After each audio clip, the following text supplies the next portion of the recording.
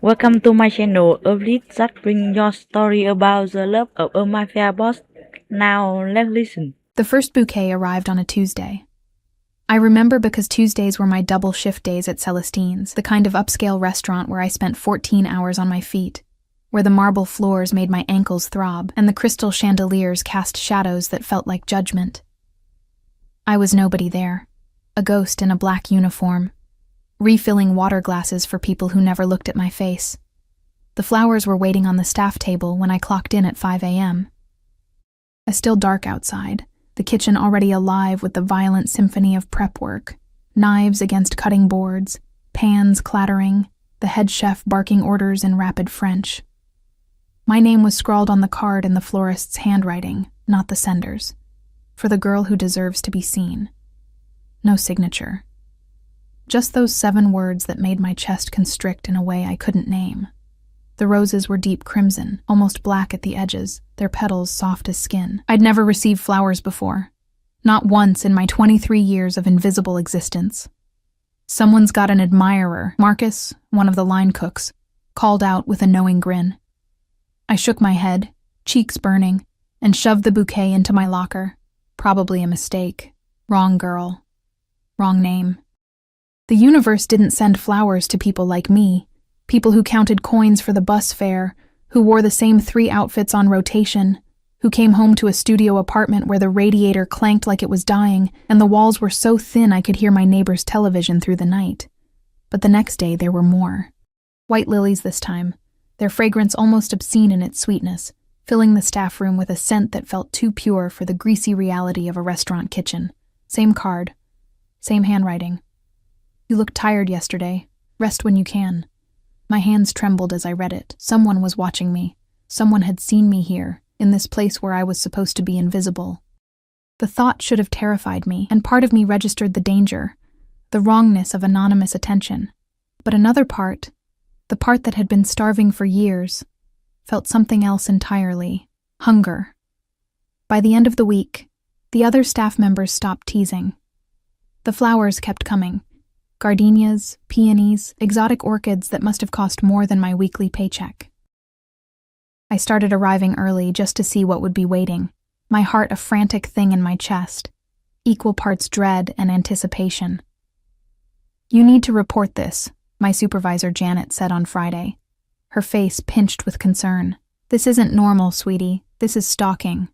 But I didn't report it.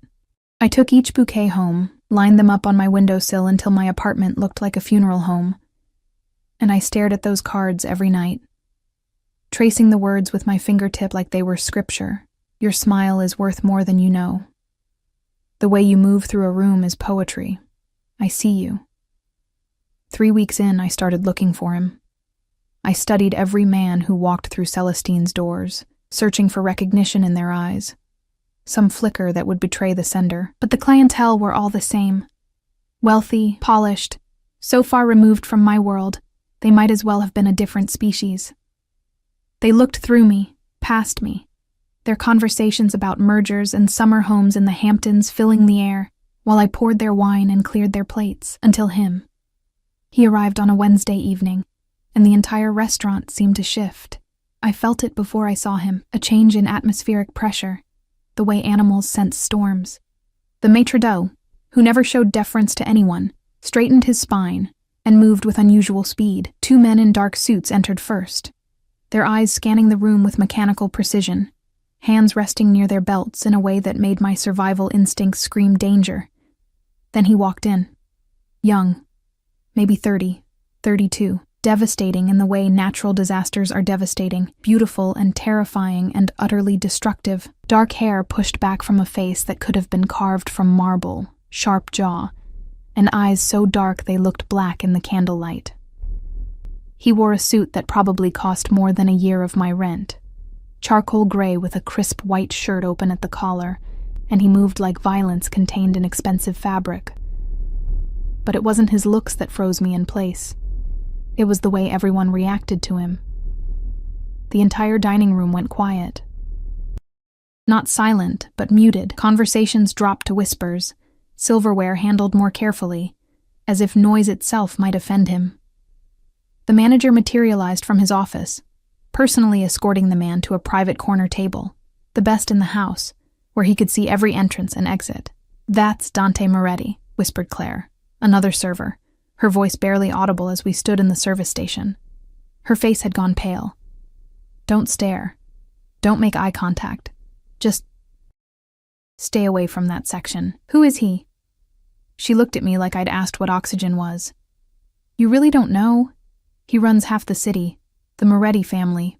They're—" She trailed off, glancing nervously toward his table. "They're not people you want to notice you." My mouth went dry. Mafia. She didn't say the word, but it hung between us anyway, heavy and ominous. I should have listened. I should have stayed in my section, kept my head down, remained the ghost I'd always been. But fate, or something darker, had other plans. It was my own clumsiness that damned me. I was crossing the dining room with a tray of champagne glasses, moving between tables with the practiced efficiency of someone who'd done this 10,000 times. But my ankle twisted, the marble floors, my exhausted body, the cheap shoes that were falling apart. And suddenly I was falling, the tray tilting, and I watched in horror as 6 crystal flutes arced through the air in slow motion. Directly toward his table, time fractured. I heard my own gasp, the collective intake of breath from nearby diners, and then he moved. Faster than should have been possible, he was on his feet, catching 3 glasses with impossible precision while the other 3 shattered against the floor in an explosion of crystal and champagne. The sound was deafening in the hushed restaurant, like gunshots, and I stood frozen, still holding the empty tray, my face burning with humiliation so intense I thought I might combust. "I'm so sorry," I whispered, the words catching in my throat. "I'm so... Look at me." His voice stopped my heart, deep, quiet, with an edge that suggested violence was always an option. Not American. Italian, maybe, with just a trace of an accent that made every syllable feel deliberate. I lifted my eyes, and drowned. He was looking at me the way a predator looks at prey, focused, intense, with an intelligence that felt invasive. His eyes weren't black, they were dark brown, almost amber in the candlelight, and they moved over my face like he was memorizing every feature, cataloging every detail. The 2 men in suits had moved closer, flanking him, their hands inside their jackets, but he held up one finger and they stopped. "What's your name?" he asked. "Arya." My voice sounded foreign to my own ears. Small, breakable, something flickered across his face. Recognition, satisfaction, but it was gone before I could identify it. "Arya," he repeated, and the way he said it made it sound like a different word entirely. Something precious. Claimed. "Do you always fall so beautifully?" My brain couldn't process the question. The manager was rushing over, apologizing profusely, snapping his fingers at other staff to clean up the mess, and I knew I was about to be fired. 4 months at Celestine's, my best job yet, and I'd just destroyed it by assaulting a mobster with champagne. But Dante Moretti held up his hand, silencing the manager mid-grovel. "She stays," he said, not looking away from me. "And bring me a towel. She's bleeding." I glanced down. Blood was seeping through my white shirt from where I'd pressed the tray against my ribs, a shard of glass embedded in my palm where I'd tried to catch the falling glasses. I hadn't even felt it. The adrenaline had turned everything distant and dreamlike. "I'm fine," I said automatically, taking a step back. "I'll just sit." It wasn't a request. The word carried weight, authority, the expectation of absolute obedience. My legs obeyed before my brain caught up, and suddenly I was in the chair across from him, his men forming a wall around us, and the entire restaurant was watching with barely concealed shock. He reached for my hand, the bleeding one, and I flinched, but his grip was gentle as he turned my palm up, examining the wound with clinical precision. "Luca," he said to one of his men, "get the first aid kit from their office, now." The man disappeared. "This will scar," Dante said, his thumb brushing the skin near the cut, and I felt that touch everywhere, like electricity racing through my nervous system. "You should be more careful." "I didn't mean to," I started, but he cut me off. "I know." Those dark eyes lifted to mine again. You're exhausted. You work too much. 14-hour shifts, 6 days a week. For what? Minimum wage and tips that barely cover your rent? My blood turned to ice. How do you... I make it my business to know things. He released my hand as his man returned with the first aid kit. And Dante himself, this dangerous, powerful man who probably had people killed before breakfast, carefully cleaned my wound, his touch surprisingly gentle. You take the bus home. The 47 at 1:30 a.m. It's not safe. Terror and something else, something hot and confusing, warred in my chest. Have you been following me? He applied antiseptic with steady hands, and I hissed at the sting. Following implies I'm behind you. I prefer to think of it as ensuring your well-being. That's stalking. Is it? He wrapped gauze around my palm with expert precision, securing it with medical tape. Even if my intentions are protective. I don't need protection. A smile curved his mouth. Not kind, but not cruel either. Something in between. Something that made my stomach flip. Everyone needs protection, Kara. The question is whether they're smart enough to accept it. The manager hovered nearby, wringing his hands, clearly desperate to intervene but terrified to interrupt. Other diners had returned to their meals, but I could feel their attention, their curiosity boring into my back. The flowers, I breathed, the realization hitting me like a physical blow. They're from you. Dante finished bandaging my hand, then sat back, adjusting his cufflinks with casual elegance. Every day for the last month. You've kept them all. It wasn't a question. He knew. Of course he knew. He'd probably been watching me through my window, seeing me arrange them like shrines, reading those cards until I'd memorized every word. Why? The question escaped before I could stop it. He studied me for a long moment, his expression unreadable. Because you exist in a world that treats you like you don't. Because you deserve to know you're seen. He leaned forward slightly, and I could smell him.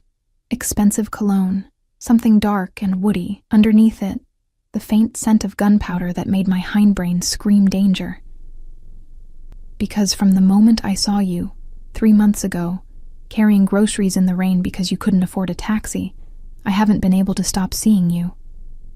My hands were shaking. You don't know me. I know everything about you, Arya. His voice dropped lower, intimate, despite the public setting. I know you grew up in foster care. I know you put yourself through community college. I know you send money to your younger foster sister every month, even though you can barely feed yourself. I know you're afraid of dogs because of what happened when you were 7. I know you read romance novels on the bus and listen to jazz when you cook.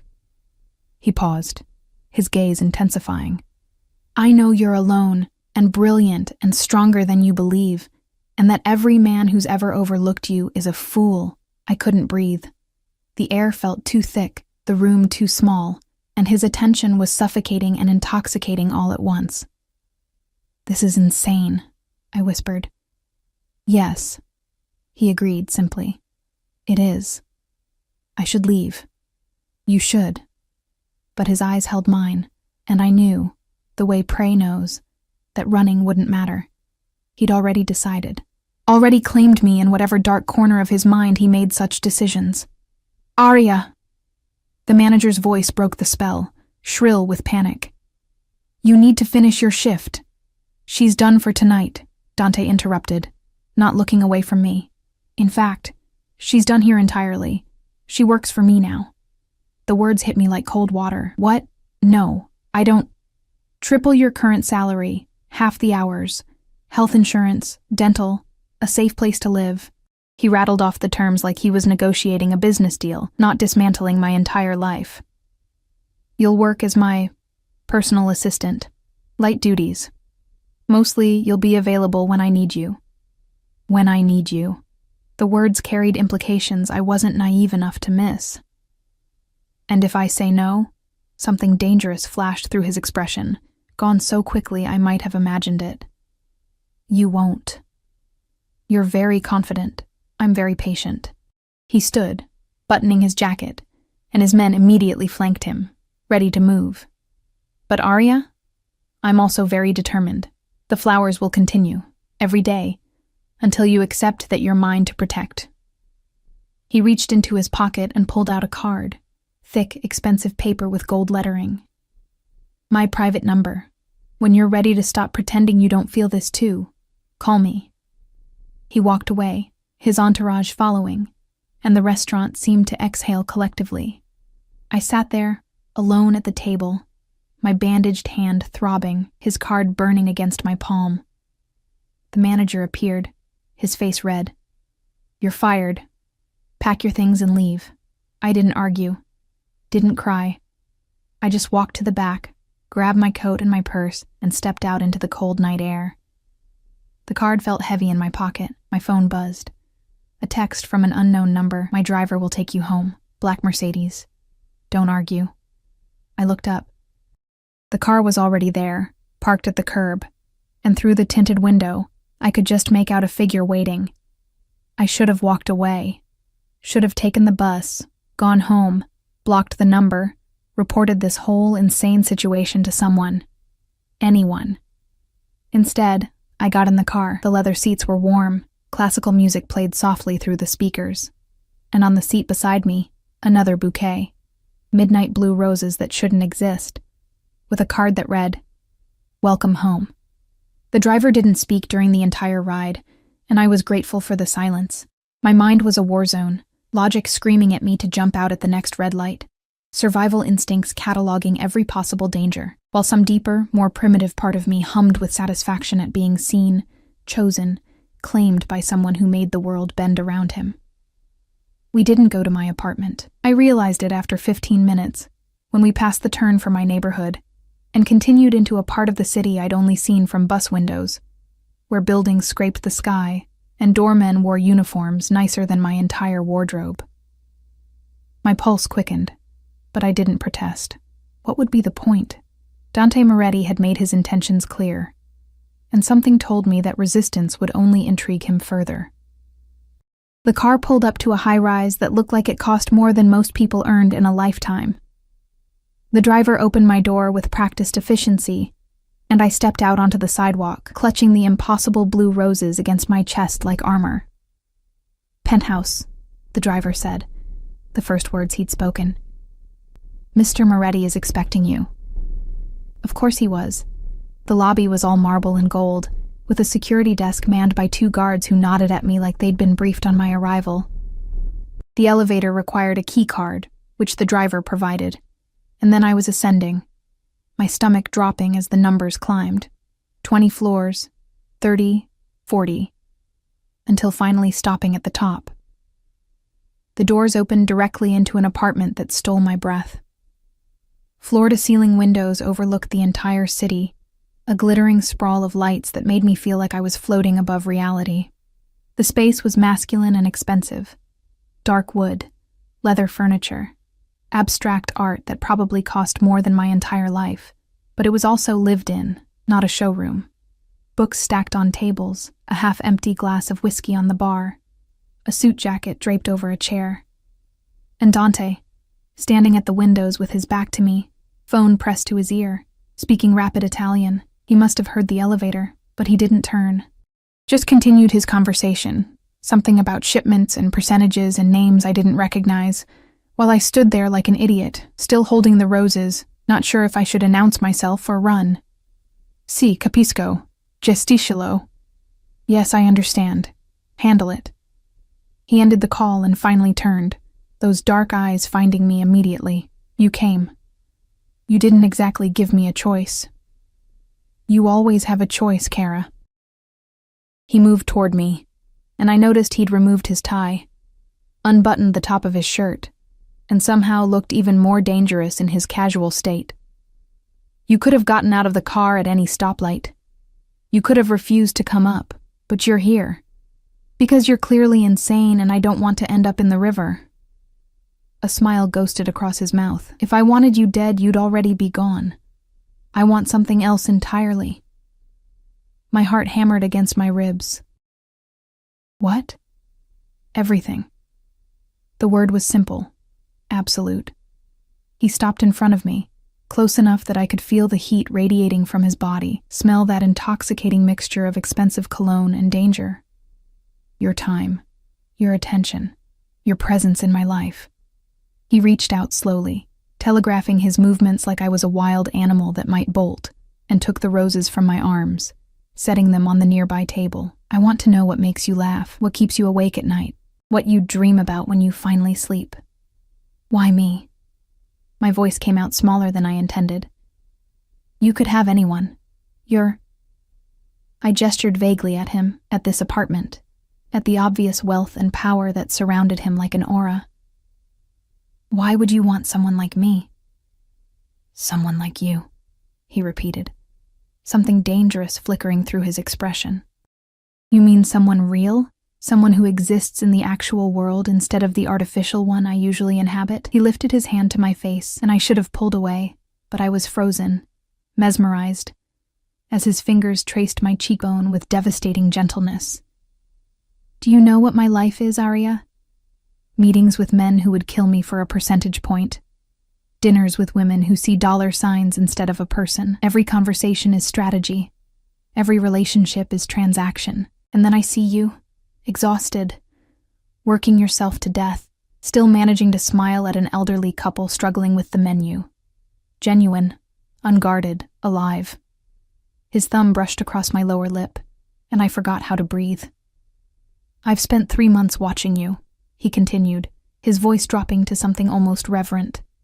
Trying to convince myself this fascination would fade, that you were just another pretty face, another passing interest. But it didn't fade. It grew.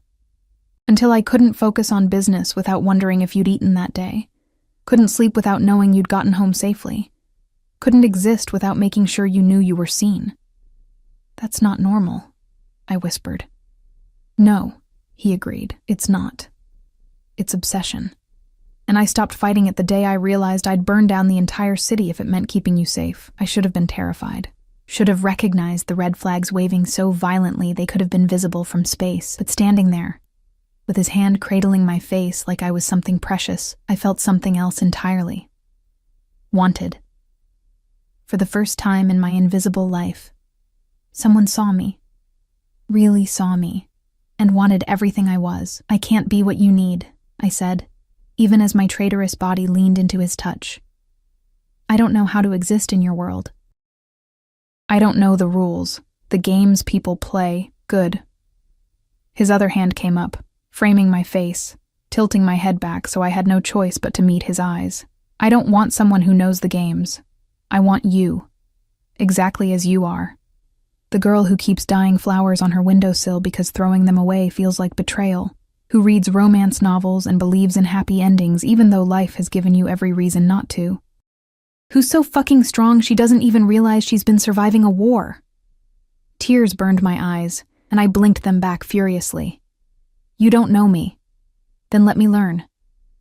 His forehead touched mine, and the intimacy of it was almost more than I could bear. Stay tonight. Just tonight. Let me feed you. Let me show you that not everyone in the world wants to take from you. And tomorrow, if you want to leave, I'll have my driver take you anywhere you want to go. And if I want to leave now, then I'll call him immediately. But his hands didn't drop, and his eyes held mine with an intensity that made lying impossible. But I'm asking you, begging you, to give me this one night. Let me prove I'm more than the monster you think I am. I knew I should run. Knew this was dangerous, reckless, potentially catastrophic. But I was so tired of being invisible, so tired of surviving instead of living, and the way he looked at me made me feel like I was the only person in the world who mattered. One night, I heard myself say. The smile that transformed his face was devastating. One night, he agreed, and pressed a kiss to my forehead so gentle it made my chest ache. He fed me like it was his purpose in life. The kitchen was professional grade, all stainless steel and expensive appliances, and he moved through it with surprising competence, cooking pasta from scratch while I sat at the island, watching him with a mixture of disbelief and fascination. He'd rolled up his sleeves, revealing forearms corded with muscle and scattered with scars that told stories I wasn't sure I wanted to know. My grandmother taught me, he said, catching my stare. She believed that any man who couldn't feed himself, and the people he cared about, was worthless. He added butter to the pan, the smell making my mouth water. She was the only person who ever looked at me and saw something worth saving. Where is she now? Dead. 10 years. He said it matter-of-factly, but something in his eyes went distant. Lung cancer. I was 22, still trying to prove myself to my father's organization. She made me promise at the end that I wouldn't let this life turn me into stone. He plated the pasta with practiced ease. Cacio e pepe. Simple and perfect. I'm not sure I've kept that promise. He set the plate in front of me, along with a glass of wine that probably cost more than my former weekly paycheck, and watched as I took the first bite. The flavors exploded across my tongue. Cheese and pepper and butter creating something close to transcendent. Oh my God, I breathed. Satisfaction flickered across his face. When's the last time you ate a real meal? I couldn't remember. Days, maybe. I'd been surviving on vending machine snacks and coffee, sending most of my paycheck to my foster sister's college fund, telling myself I'd eat properly when I could afford it. That's what I thought. He leaned against the counter, watching me eat with an intensity that should have been uncomfortable, but somehow wasn't. You take care of everyone except yourself. Your sister, your co-workers, even the stray cat outside your building that you feed every morning. You really have been watching me. I told you, I'm obsessed. He said it without shame, like obsession was a reasonable response to attraction. I know you're terrified of me, of this, of what I represent. But Arya, I need you to understand something. He moved closer, bracing his hands on either side of me, caging me against the island. I'm a dangerous man. I've done things that would make you run screaming. But with you, I want to be gentle. I want to be worthy of the way you look at the world, like it might still hold something good. My breath caught. I don't look at the world like that. Yes, you do. You just don't realize it. His hand came up, tucking a strand of hair behind my ear. You exist in darkness, but refuse to become dark. That's not weakness, Kara. That's strength beyond anything I've ever possessed. You give me too much credit. You don't give yourself enough. He pulled back, giving me space, and I immediately missed his proximity, which terrified me more than anything else that had happened tonight. Finish eating. Then I'll show you where you'll sleep. I expected him to lead me to his bedroom, to proposition me with the blunt entitlement that men in his position usually possessed. Instead, he took me to a guest room that looked like something from a luxury hotel. Enormous bed with soft white linens, an ensuite bathroom with heated floors, a view of the city that made me feel like I was dreaming. Everything you need is in the closet and bathroom, he said, standing in the doorway like he was afraid to enter, afraid his presence would contaminate the space. Clothes in your size, toiletries, whatever you want. The door locks from the inside if it makes you feel safer. I turned to him, confused. You're not? No, his jaw tightened. I told you I wanted everything and I meant it. But I'm not taking anything you're not ready to give. This is your space, your choice. Always. Something in my chest cracked open. I don't understand you. I know. He gave me a sad smile. Most people don't. But you will, eventually, if you let me show you. He started to leave, then paused. Arya, the flowers tomorrow will be orchids. Your favorites. Even though you've never told anyone, I notice things. Remember that. He closed the door quietly, and I stood there in the silent luxury, my mind reeling. I should have locked the door. Should have called someone, though who would I call? I had no family, few friends, no one who would understand or believe what was happening. Instead, I showered in the bathroom that was bigger than my entire apartment, dressed in the silk pajamas I found in the closet. Perfectly my size, just as he'd promised, and climbed into the bed that felt like sleeping on clouds. And I thought about a man who'd spent 3 months watching me, learning me, caring about me in a way that was both terrifying and intoxicating. Sleep came easier than it had in years. I woke to sunlight streaming through windows I'd forgotten to cover and the smell of coffee. For a moment, I was disoriented. The bed too soft, the sheets too expensive, the silence too complete. Then memory crashed back, and I sat up, heart racing. The clock on the nightstand read 9:30. I'd slept for almost 10 hours. I never slept for 10 hours. I found clothes laid out on the chair, jeans and a sweater, both new, both exactly my style and size. It should have creeped me out, this evidence of how thoroughly he'd researched me, but instead, I felt cared for in a way that made my throat tight. I dressed quickly and emerged from the room to find Dante at the dining table, laptop open, phone pressed to his ear, looking every inch the powerful businessman in a navy suit. 2 of his men stood near the elevator, silent sentinels. And I remembered suddenly that this wasn't a fantasy. This was real, dangerous, complicated. He saw me and immediately ended his call. "Coffee? Please." He poured it himself, not asking how I took it, just preparing it exactly right. 2 sugars and a splash of cream, and handed me the cup. Our fingers brushed, and electricity shot through my system. "Sleep well?" he asked. "Better than I have in months." It felt like an admission, a surrender of some kind. "Good." He gestured to the table, where breakfast was laid out, pastries, fruit, eggs, more food than I could eat in a week. "Eat. Then we need to talk about your living situation." I froze, cup halfway to my lips. "What about it?" "It's not safe." He said it calmly, like we were discussing the weather. "Your building has no security. The locks are a joke. And that neighborhood..." His jaw clenched. "You're not going back there." "Excuse me?" "I've already had your things moved. They're in storage until you decide where you want to live. I have several properties available, or I can arrange for you to..." "You moved my things?" My voice came out sharp, cutting. "Without asking me?" His eyes flickered with something, surprise maybe, that I was pushing back. "For your safety. That's not your decision to make." I set the coffee down harder than necessary, fury overriding my fear. "You can't just reorganize my entire life because you've decided I need saving. I can when your life is at risk." "From what?" I stood, facing him across the table. "What exactly am I in danger from?" "Because the only person who's been stalking me, controlling me, making decisions for me without consent, is you." Silence fell like a blade. His men shifted uncomfortably, and Dante's expression went very still, very cold. This was the Mafia boss, I realized. Not the gentleman who'd cooked me dinner, but the one who commanded fear. "Sit down, Arya." "No." "Sit down." His voice dropped to something deadly quiet, and I watched his control fracture, revealing the violence beneath. "You don't understand what you're dealing with.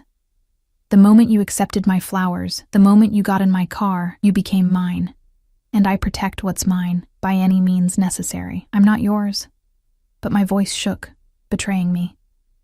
He moved around the table with predatory grace, and I held my ground even though everything in me screamed to run. "Yes," he said softly, stopping close enough that I had to tilt my head back to maintain eye contact. "You are. You became mine the moment I decided you were. And that's not arrogance, Kara. That's fact. In my world, I don't ask permission. I take what I want and I eliminate anything that threatens it. Then I'm leaving." I moved toward the elevator, but his hand shot out, gripping my wrist. Not painfully, but immovably. "You're not." His thumb pressed against my racing pulse. "Because you know, deep down, that I'm the only thing standing between you and a world that would destroy you. You've been barely surviving, one catastrophe away from homelessness, and you're too proud to admit you need help, so I'm giving it to you, whether you want it or not." Tears burned my eyes, tears of fury and frustration, and the horrible realization that he was right. I had been drowning, slowly, for years, pretending I was fine when I was falling apart. And he'd seen it, seen through my carefully constructed facade to the desperation underneath. "I hate you," I whispered. "I know." He released my wrist, but his eyes held mine. "Hate me if you need to, but you're staying. You're safe. And eventually you'll realize I'm not your enemy. Then what are you?" His smile was terrifying in its gentleness. "Your future." The elevator chimed, someone arriving, and the temperature in the room dropped several degrees. Dante's men immediately moved, hands inside their jackets, positioning themselves between us and whoever was coming up. The doors opened, and a woman stepped out. Beautiful, polished, expensive. Everything I wasn't. She wore a designer dress that probably cost more than a car, her dark hair perfectly styled, her makeup flawless. And the way she looked at Dante, possessive, familiar, furious, told me everything I needed to know. "So it's true," she said, her voice dripping venom. The great Dante Moretti, obsessed with some nobody waitress. Dante's entire body went rigid. "Get out, Isabella." "I don't think so." She sauntered further into the apartment, her eyes raking over me with undisguised contempt. "I want to see what's so special about her. What made you break our arrangement?" "We had no arrangement, didn't we?" She smiled, cruel and sharp. 2 years, Dante. 2 years of understanding. And you throw it away for this? I felt small, dirty, completely out of my depth. This was his world.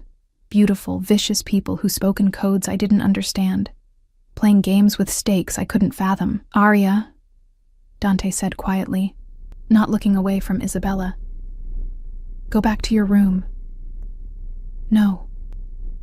The word surprised me as much as it did him. I was tired of being dismissed, invisible, treated like I didn't matter. "I'm not hiding from her." Isabella laughed, a sound like breaking glass. "Oh, she has some fire. How delightful. Tell me, little waitress, do you have any idea what you've gotten yourself into? What world you've stumbled into?" "Isabella." Dante's voice carried a warning that made even his men tense. "Leave. Now. Before I do something we'll both regret. You won't hurt me." "My father." "Your father," Dante interrupted, taking a step toward her that made her flinch despite her bravado, "doesn't control me. No one does. And if you ever threaten or disrespect Arya again, your father will be attending your funeral. Am I clear?" The air crackled with violence barely contained. Isabella's mask slipped, revealing genuine fear underneath her venom, and she took a step back. "This isn't over," she hissed. "She's going to get you killed, Dante. Mark my words." She left, the elevator doors closing behind her, and the silence that remained felt heavy, ominous. Dante turned to me, and his expression was anguished. "I'm sorry you had to see that." "Who was she?" "Someone from my past. Someone I should have dealt with more firmly." He ran a hand through his hair, the first sign of agitation I'd seen. "She's right about one thing, though. Being close to me puts you in danger. Every enemy I have will see you as a target, a weakness to exploit. Then let me go." But the words felt hollow, and we both knew it. "I can't." He closed the distance between us, his hands framing my face with devastating tenderness. "I physically cannot let you go, Arya. You've become essential, the air I breathe, and I will burn down anyone who tries to harm you." I stared into his dark eyes and saw the truth there. This wasn't romantic hyperbole. He meant every word. He would kill for me, had probably already arranged protection I didn't even know about. "You're insane," I whispered. "Yes." He pressed his forehead to mine. "But I'm your insane, and you're never going to be invisible again." 3 days passed in a blur of luxury and captivity. I didn't go back to my apartment. Couldn't, since Dante had been serious about moving my things.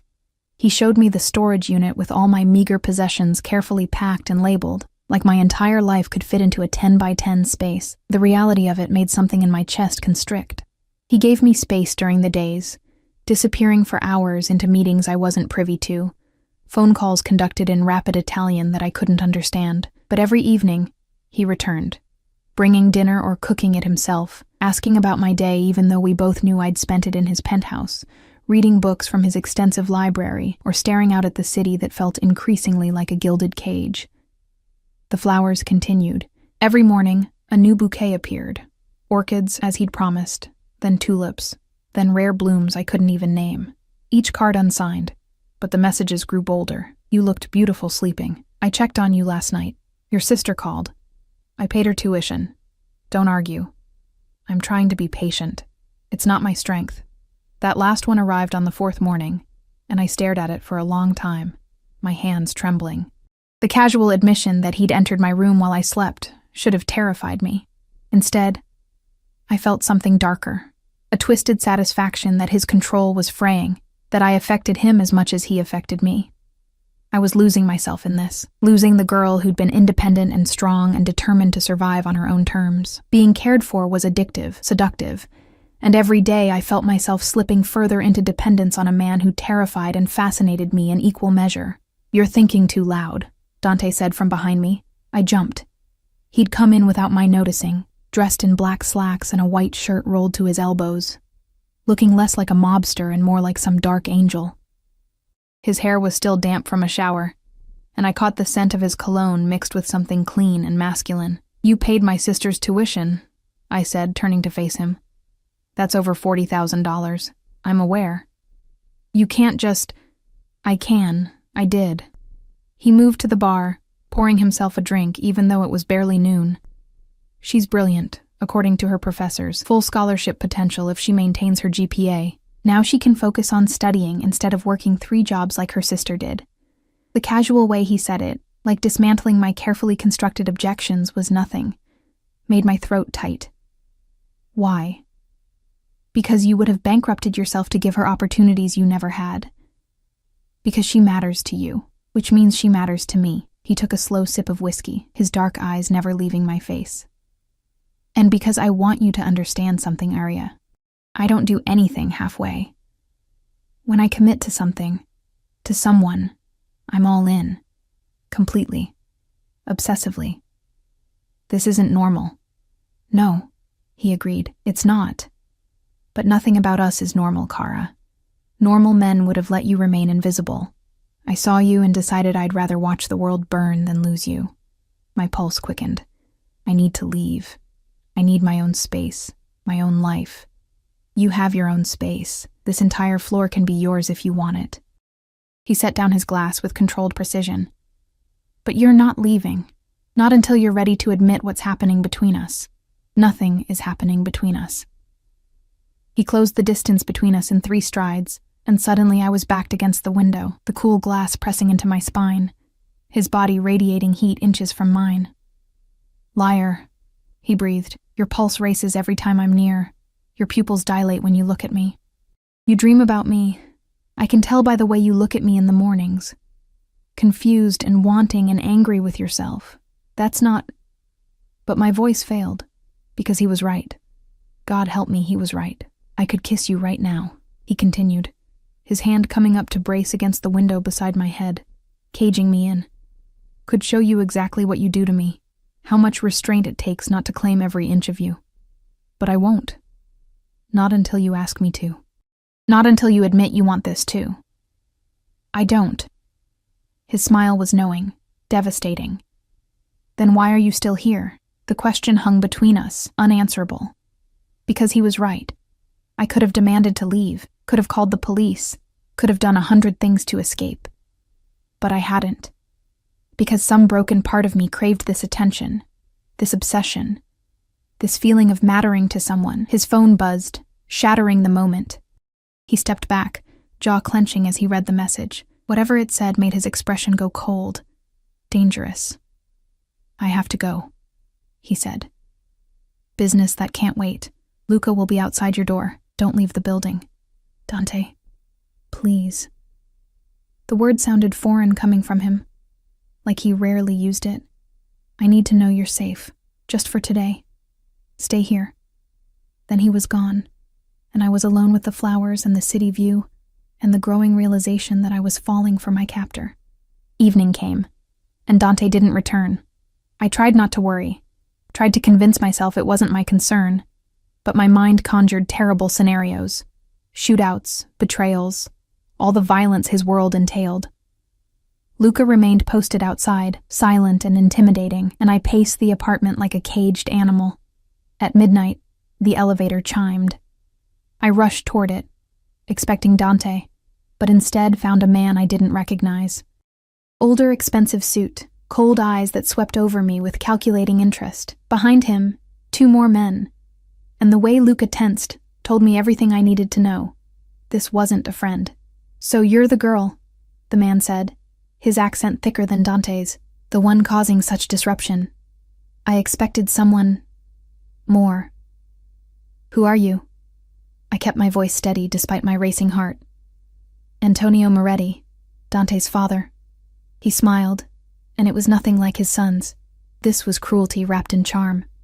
We need to talk about your relationship with my son. There is no relationship. Don't insult my intelligence. He moved into the apartment like he owned it, which I realized he probably did in some legal sense. My son has been distracted, unfocused, making decisions based on emotion rather than strategy, all because of you. Luca had followed them in, his hand visibly inside his jacket now. The tension was suffocating. That's not my fault, I said. Isn't it? Antonio poured himself a drink without asking, making himself comfortable. You exist.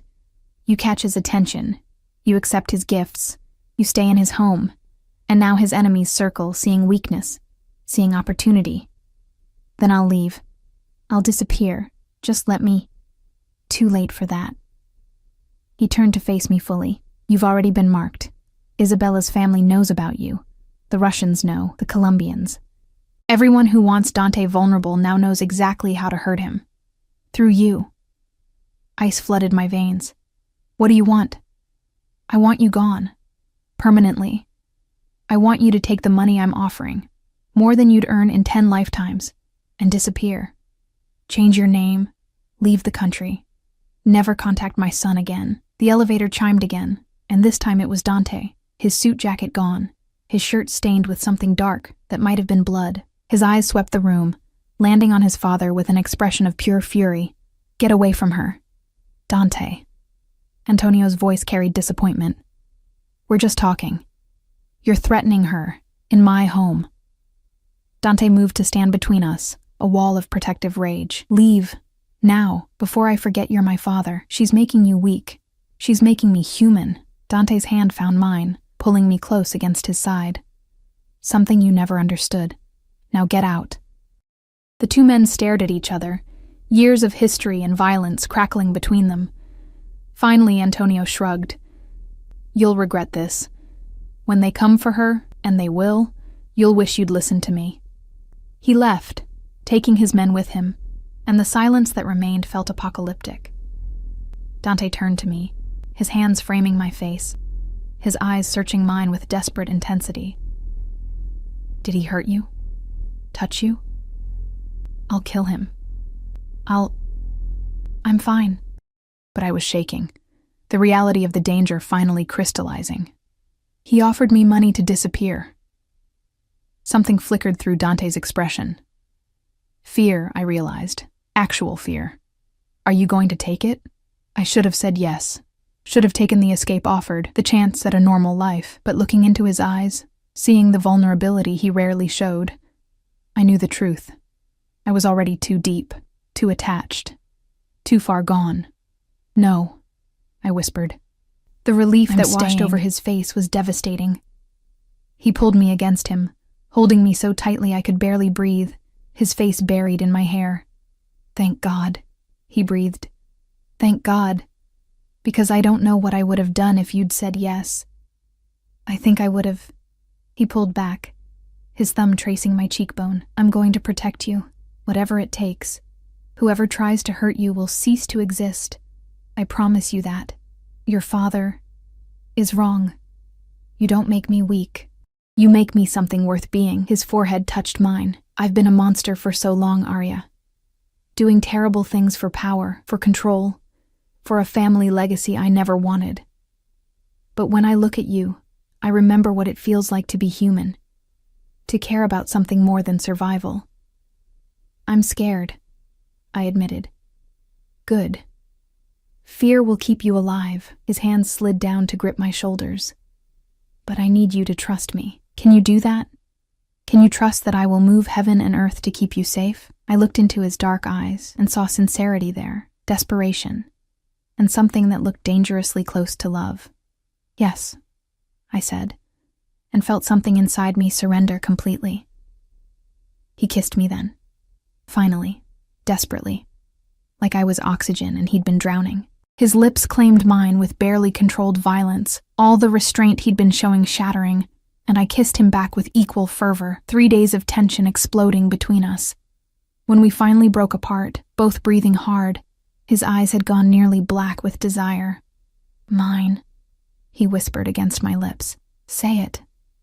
"Yours," I breathed back, and sealed my fate. Everything changed after that kiss.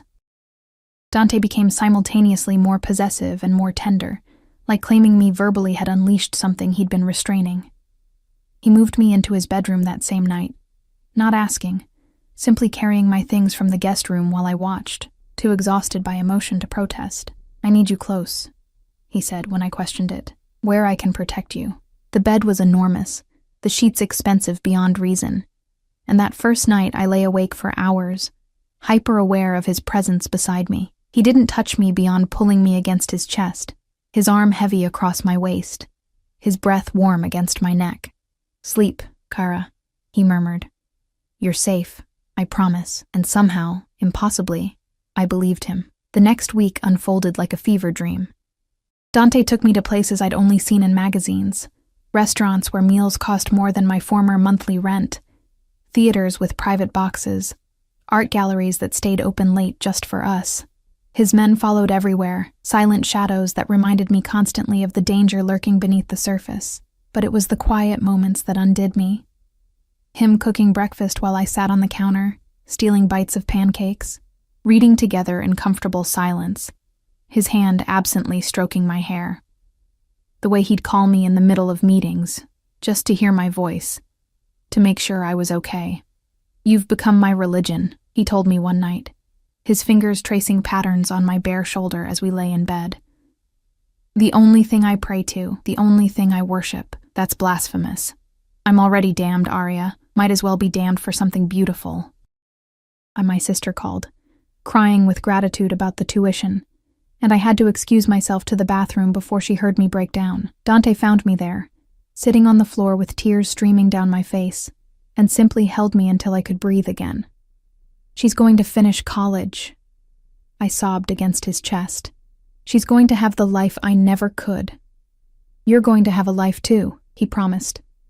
"Whatever you want, college, career, anything, I'll make it happen. I don't know what I want, then we'll figure it out together." But the peace was fragile, temporary. I knew it even as I pretended otherwise. The attack came on a Thursday. Dante had left for a meeting reluctantly, only after I'd assured him I'd stay inside with Luca posted outside. I spent the morning reading, then wandered to the kitchen for lunch, feeling restless and caged. The explosion shattered the front windows. Glass erupted inward, a wave of destruction that sent me diving behind the counter, arms covering my head, ears ringing from the blast. Smoke filled the apartment, acrid and choking, and through it I heard shouting, gunfire, the sounds of violence I'd only experienced in movies. "Arya!" Luca's voice, desperate. "Get to the panic room, now!" But I couldn't move, couldn't think through the terror flooding my system. Footsteps thundered across the broken glass, and then hands grabbed me, not Luca's, someone else's, rough and brutal.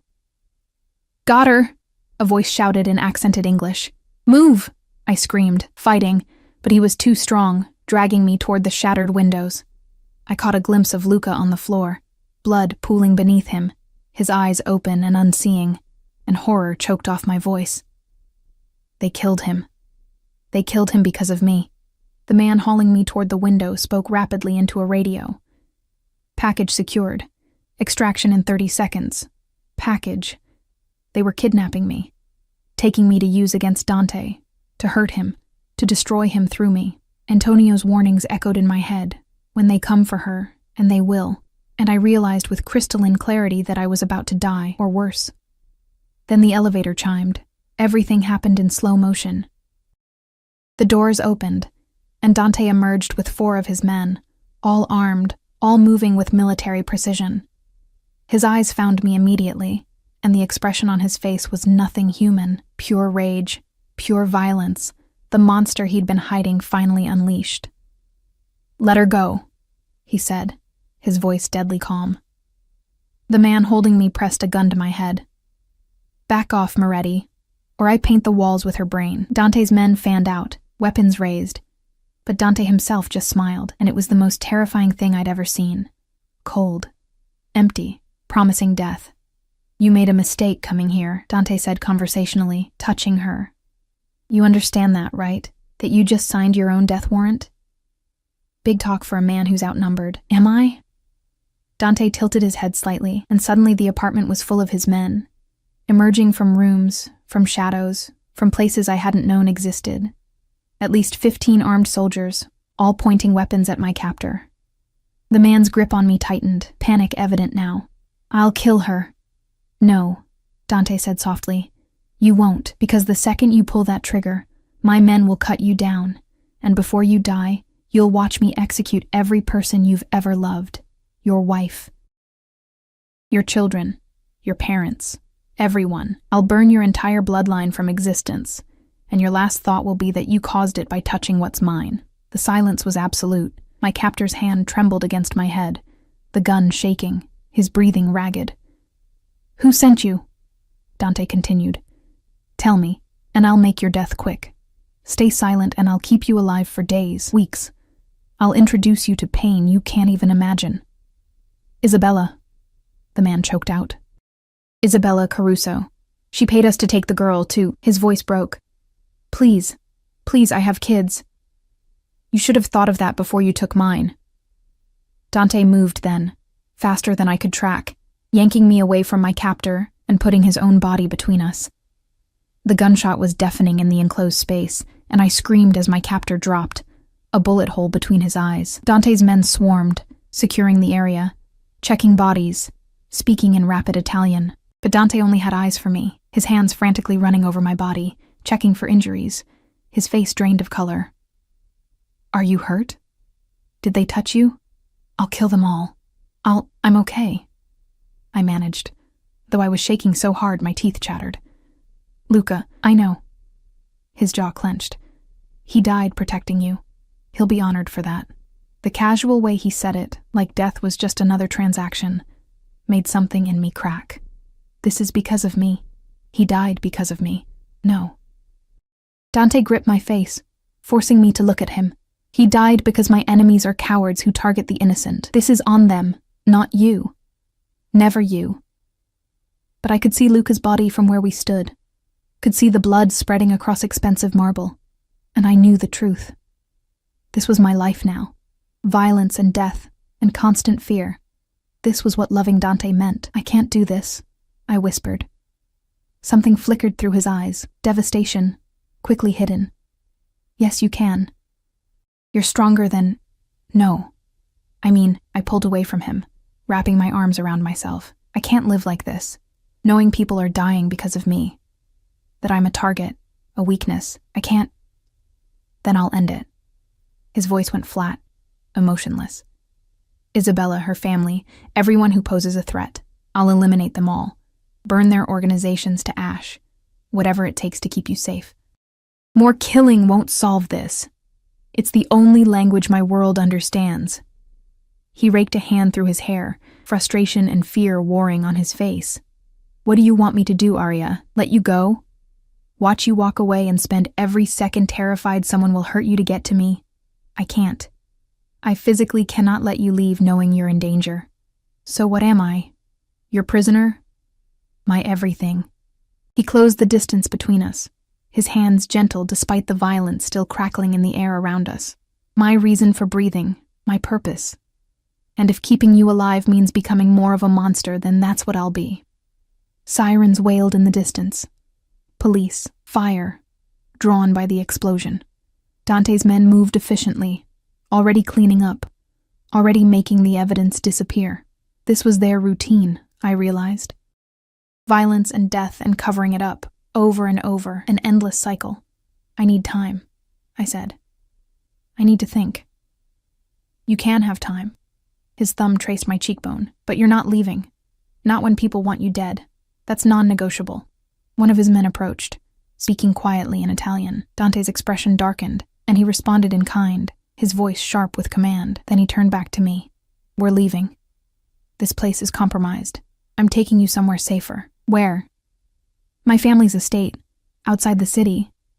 It's a fortress. Guards, surveillance, no way anyone gets close without us knowing. He was already moving, pulling me toward the elevator, his men forming a protective circle around us. You'll hate it. It's isolated and old-fashioned, and you'll feel trapped, but you'll be alive. The elevator descended, and I watched the floors tick by, each number taking me further from any semblance of normal life. Dante held my hand the entire time, his grip almost painful. Like if he let go, I'd disappear. Outside, 3 black SUVs waited, engines running. He put me in the middle vehicle, sliding in beside me, while his men took positions in the other cars. The convoy moved through the city at dangerous speeds, running red lights, taking corners fast enough to make my stomach lurch.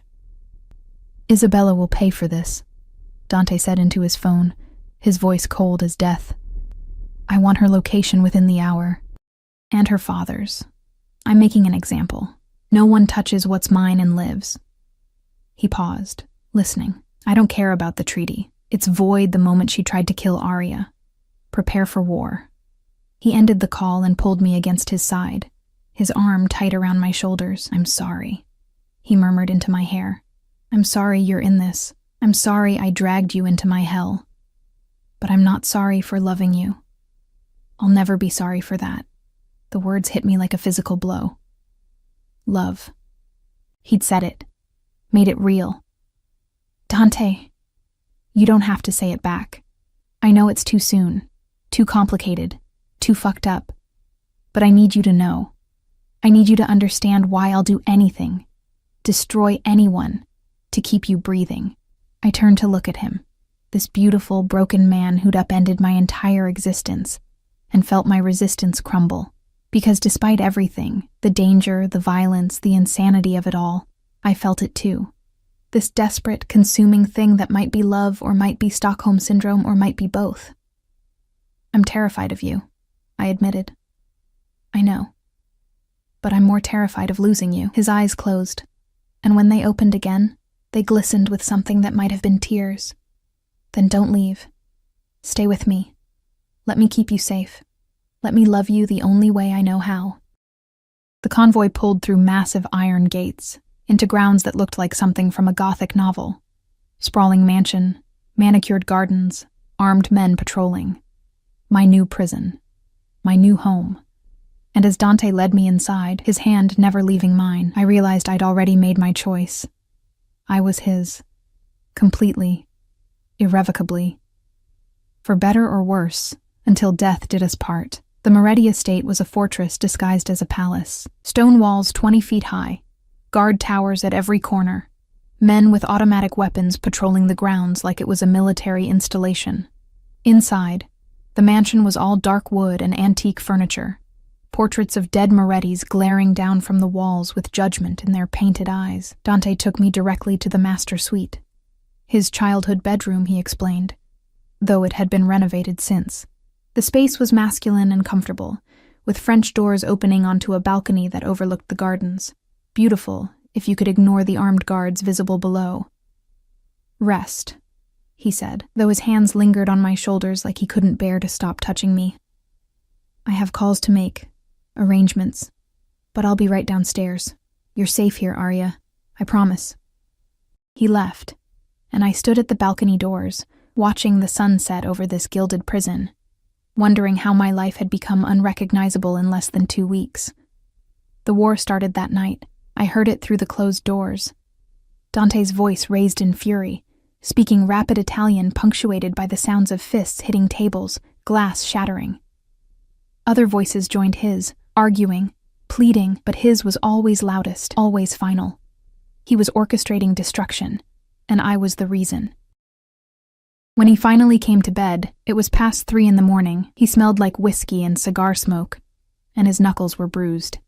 He stripped down to his boxer briefs without speaking, then climbed into bed and pulled me against him with desperate force. It's done, he said into the darkness. Isabella's family has 24 hours to deliver her to me. After that, I burn everything they own. Dante, no. His arm tightened around my waist. Don't ask me to show mercy. Not for this. Not for someone who tried to take you from me.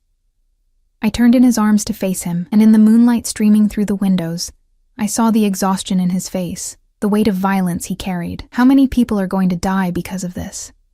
As many as it takes. That's not an answer. It's the only answer I have. His hand came up to cup my face.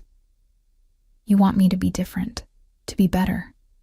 But this is who I am, Arya. I solve problems with violence because it's the only language that works in my world, and I won't apologize for protecting you. I know. And I did. I'd stopped expecting him to be anything other than what he was, a man shaped by violence, capable of terrible things, but capable of terrible love, too. I just wish that we'd met in a different life, where I was just a man, and you were just a woman, and we could have something normal. He smiled sadly. I wish that, too. Every day. But this is the life we have, and I'm going to make damn sure you survive it. He kissed me then, slow and deep, tasting like whiskey and desperation. His hands mapped my body with reverent possession, and I let myself drown in the feeling of being wanted so completely it bordered on worship. We made love that night, finally, inevitably, and it felt like sealing a pact written in blood. Every touch was a promise, every kiss a claim, and when I finally shattered in his arms, gasping his name like a prayer, I knew there was no going back. I was his, he was mine. Nothing else mattered. The next morning, Isabella was delivered to the estate. I watched from the bedroom window as a black van pulled up, as men dragged her out, beautiful still, but terrified now, her designer clothes torn, her makeup smeared. She was screaming, fighting, but they hauled her into the main house like she weighed nothing. Dante appeared beside me, freshly showered, dressed in dark slacks and a crisp white shirt. He followed my gaze and his jaw tightened. "Stay here," he said. "What are you going to do to her? What she deserves." He started toward the door, but I grabbed his arm. "Don't kill her." He turned, surprise flickering through his expression. "She tried to have you killed, I know. And she should pay for that. But murder?" I swallowed hard. "Once you cross that line because of me, there's no coming back. Please. For me, find another way." He stared at me for a long moment, something warring in his eyes. Finally, he nodded. "For you. Only for you." He pressed a kiss to my forehead. "But she's leaving this country and never coming back. That's non-negotiable." I watched him go, then returned to the window, my hands shaking. This was my power now, the ability to stay his hand, to pull him back from the darkness. It was a terrible responsibility, and I wasn't sure I was strong enough to bear it. Hours passed. Dante returned as the sun was setting, looking exhausted but satisfied. "It's done," he said, pulling me into his arms. "Isabella is on a plane to Argentina. Her family has agreed to exile her permanently. No contact with you, no retaliation, no coming back. They've also paid reparations, blood money, essentially, and dissolved their alliance with the Russians." "That's it? She just leaves?" "She leaves with nothing. No money, no protection, no family support. She'll spend the rest of her life looking over her shoulder, knowing that if she ever sets foot in this country again, I'll finish what I started." His hand stroked my hair. "You saved her life today, Kyra. I hope she knows that. I didn't do it for her. I know." He pulled back to look at me, his dark eyes searching mine. "You did it for me. To keep my soul intact, to keep me from becoming the complete monster my father raised me to be." His voice dropped. "You make me want to be better, Arya. And that's the most terrifying thing of all." The weeks that followed brought an uneasy peace. Dante's world was still dangerous, still violent, but the immediate threats had been neutralized. He took me to meetings sometimes, kept me at his side like a talisman, and I watched him command rooms full of dangerous men with effortless authority. But in private, he was different. Tender, almost vulnerable, like I'd seen beneath the armor to the wounded man underneath. My sister visited once, escorted by a small army of guards, and cried when she saw me. "You look different," she said, studying my face. "Happier. Scared, but happier." "I am," I admitted. And it was true. Despite everything, despite the gilded cage and the constant danger, I was happier than I'd ever been. Being seen, being loved, being essential to someone, it fed a hunger I hadn't known I carried. Dante proposed on a Tuesday, exactly 3 months after the first flowers arrived. We were in the garden, the one place on the estate that felt peaceful, and he dropped to one knee without ceremony, pulling out a ring that probably cost more than a house. "I know this is insane," he said. "I know it's too fast, too intense, too much. But I also know I don't want to spend another day pretending you're not my entire world. Marry me, Arya.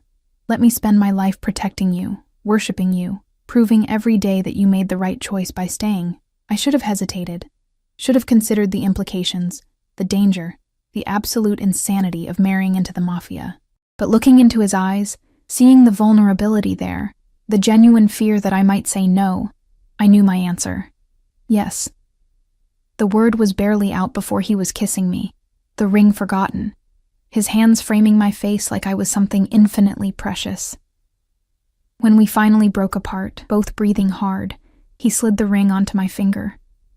A perfect fit, because of course he'd known my size. "You're mine now," he breathed against my lips. "Legally, officially, irrevocably mine." "I was always yours," I replied, "from the moment you sent those first flowers." The wedding happened 2 weeks later, a small ceremony in the estate's chapel with only his most trusted men and my sister in attendance. I wore a dress he'd had custom made, white silk that made me feel like a princess in a dark fairy tale. And when the priest pronounced us husband and wife, when Dante kissed me with such reverence it made my chest ache, I knew this was my happy ending. Not the one I'd imagined as a girl, reading romance novels on the bus, but mine. Real, complicated, dangerous, perfect. 6 months later, I stood in our bedroom. We'd moved back to the penthouse, which had been completely renovated and secured, staring at the positive pregnancy test in my shaking hands. Dante found me there, frozen, tears streaming down my face. "What's wrong?" he demanded, immediately alert, searching for danger. "Are you hurt? Is someone—" I held up the test wordlessly. He stared at it, his expression unreadable. Then he dropped to his knees in front of me, his hands covering my still flat stomach, his forehead pressing against my body with something that looked like prayer. "A baby," he whispered, his voice breaking. "Our baby. Are you happy?" I asked, suddenly terrified. "I know we didn't plan. Happy?" He looked up, and his eyes were wet. "Arya, you've given me everything. A reason to be better. A purpose beyond survival. And now a family. The family I always wanted but never thought I deserved." He stood, pulling me into his arms. "I'm going to be a father. A scary one," I teased through my tears. "The scariest," he agreed, smiling. "No one will ever hurt our child. I'll make sure of it." And as I stood there, wrapped in the arms of my obsessive, dangerous, devoted husband, flowers blooming on every surface because he still sent them daily, I realized something profound. I was no longer invisible. I was seen, loved, essential. I was Arya Moretti, wife to a monster, mother-to-be, the woman who'd tamed a devil with nothing but her presence, and I'd never been happier. The flowers that arrived that evening were white roses, for new beginnings, the card said. And for the first time it was signed, "Forever yours, Dante." I pressed the card to my chest and smiled, looking out at the city that had once felt so vast and lonely. Now it felt small, manageable, because I had someone who would burn it all down to keep me safe. My dark fairy tale had its happy ending after all, just not the kind anyone would write in books. But it was ours. And that made it perfect.